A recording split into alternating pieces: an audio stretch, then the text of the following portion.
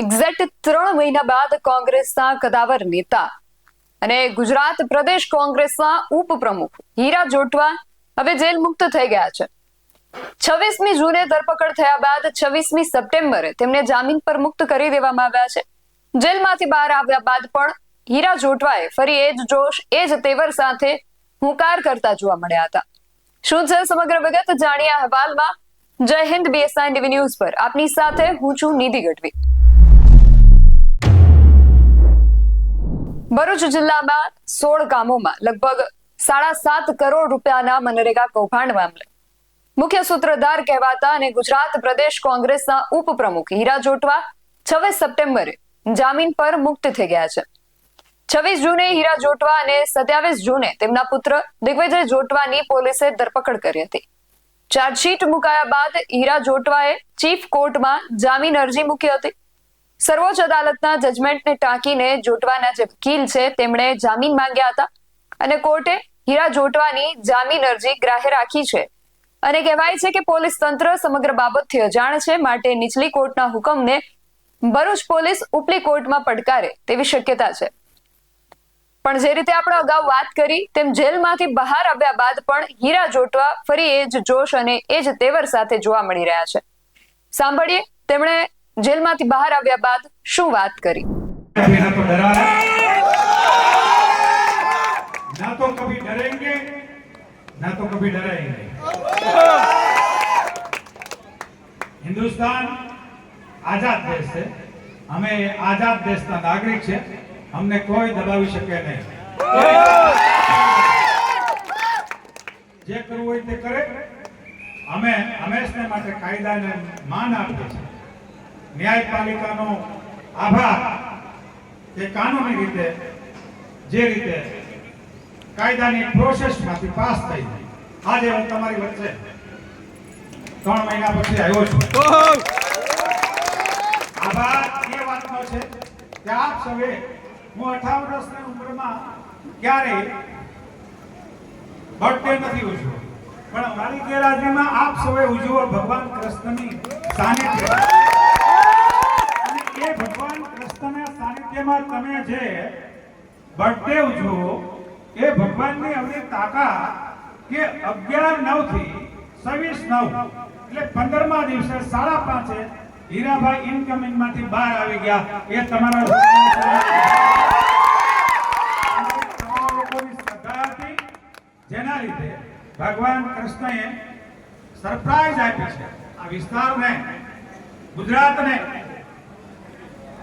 અને લોકશાહી શું છે એ પણ બંધારણ રીતે ડોક્ટર બાબા સાહેબ આંબેડકરે આપણે બંધારણ આપ્યું, એ બંધારણ મુજબ જ્યારે દેશ વર્તે છે ત્યારે કોઈ પણ ખોટા આરોપો હોય તો પણ ન્યાયપાલિકા હંમેશને માટે છે વિજય આપે। એટલે જ કહું છું કે ફરીને કે સત્યમેવ જયતે। ખાસ કરીને બે જ વાત કરું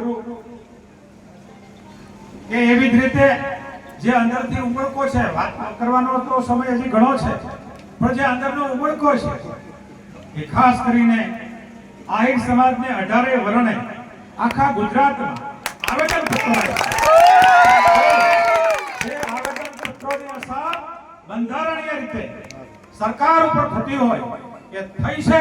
એટલે તમારો ખૂબ ખૂબ આભાર। કે આ તો સુરત હોય, તળાજા હોય, જુનાગઢ હોય, અમરેલી હોય, જામનગર હોય, કચ્છ હોય, પાટણ હોય, તમામ જગ્યાએ આવેદન પત્ર આપણા હોય।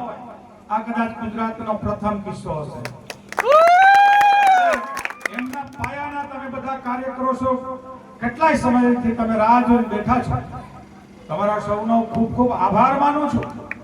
અને મુસ્લિમ બિરાદરોએ પણ એટલી દુઆઓ અને દવાઓ કરી છે એ પણ હું જાણું છું, એમનો પણ હું આભાર માનું છું। અને સમસ્ત સનાતન ધર્મ સમસ્ત લોકોમાં પક્ષાપક્ષી પણ થી દૂર રહીને ઘણા લોકોએ જેમને મદદ કરી બધાનો ફરીથી એકવાર આભાર માનું છું।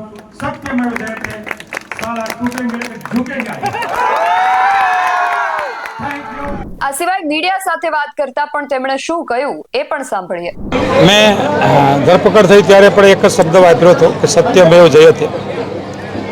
સત્ય પરેશાન થાય, પરાજિત ના થાય। હંમેશને માટે આખરે સત્યનો વિજય હોય છે અને 90 દિવસે સત્ય બહાર આવ્યું. એટલે ન્યાયપાલિકાનો હું આભાર માનું છું અને જે લોકોએ મને ઉત્સાહ મારી સાથે સદવ્યવહાર કરી મારા જન્મદિવસે ભગવાન કૃષ્ણને ધ્વજારોહણના કાર્યક્રમમાં હજારો લોકોએ પ્રાર્થના કરી. એ પ્રાર્થના પણ ફળી છે એમ હું માનું છું. કોઈ સંતે એમ કીધું છે કે મીરા નરસિંહ પોતાને ભગવાન મળ્યા એમના પ્રમાણો આપતા ગયા એટલે કે લખતા ગયા. મને એમ લાગે છે કે આપણે આવા સંજોગોમાં એ કૃષ્ણને યાદ ના કરીએ, એમણે કરેલી મદદને યાદ ના કરીએ તે બરાબર નહીં. અંતે સમયે તમારી મહેનત કરો. ગીતામાં કીધું કે કર્મ કરતો જા, ફળ મળશે જ. અને એ કાનૂની રીતે જે કંઈ કાનૂની સંઘર્ષ લડાઈની મહેનતના અંતે ન્યાયપાલિકાએ જે ન્યાય આપ્યો, ભગવાન કૃષ્ણએ જેલમાં જન્મીને રાજ સત્તાની પીડા અને અન્યાયો સામે પડવા માટે જ અહીંયા જ્યારે જેલમાં જ જન્મ લીધો હતો, એ જ જેલમાં અમને 90 દિવસ એવો જ કંઈક અનુભવ રહ્યો. આખરે સત્યનો વિજય થયો ભગવાન કૃષ્ણના. અને જે લોકોએ સુરતથી લઈને તળાજા, જુનાગઢ જિલ્લો, મોરબી, જામનગર, કચ્છ, પાટણ સુધીના જે આવેદનપત્રો આપ્યા એમને પણ આ તકે હું યાદ કરું છું. અને 18 વર્ણને આહિર સમાજને મારા ખૂબ ખૂબ આભાર કે આપ જ્યારે આફતની ઘડીએ અમારી સાથે રહ્યા, અમારા પરિવારની સાથે રહ્યા, ત્યારે તમારો આભાર. કારણ કે સમય તો કોઈ પણ હોય, સારો હોય કે ખરાબ હોય, એક જવાનો ને જવાનો જ. પણ ખરાબ સમયે ધીરજ રાખવા માટે, ખરાબ સમયે જે પડખે ઊભા છે એવા લોકોને ફરીથી આભાર માનું છું. જય હિન્દ. આ એ હીરા જોટવા છે જે 2022માં લોકસભાની ચૂંટણીમાં કોંગ્રેસના ઉમેદવાર તરીકે જૂનાગઢથી મેદાનમાં ઉતર્યા હતા. જો કે એ પહેલા તેઓ 1991 થી 2004 સુધી સુપાસી ગામના સરપંચ તરીકે પણ ફરજ બજાવી ચૂક્યા છે. આ દરમિયાન તેમણે 1995 થી 2000 સુધી વેરાવળ યુવક કોંગ્રેસ પ્રમુખ તરીકેની પણ કામગીરી સંભાળી હતી. 2000 થી 2005 સુધી જૂનાગઢ જિલ્લા કોંગ્રેસના ઉપાધ્યક્ષ તરીકે રહ્યા અને વેરાવળ તાલુકા કોંગ્રેસ પ્રમુખ તરીકે 2006 થી 2013 સુધી રહ્યા હતા. આ સિવાય તેમણે 2019 થી 2023 સુધી પ્રદેશ કોંગ્રેસના મહામંત્રીની જવાબદારી સંભાળી અને 2022માં કેશોદ વિધાનસભા બેઠક પરથી કોંગ્રેસના ઉમેદવાર તરીકે ચૂંટણી પણ લડ્યા હતા. હાલ તેઓ પ્રદેશ કોંગ્રેસના ઉપાધ્યક્ષ તરીકે કામગીરી બજાવી રહ્યા છે.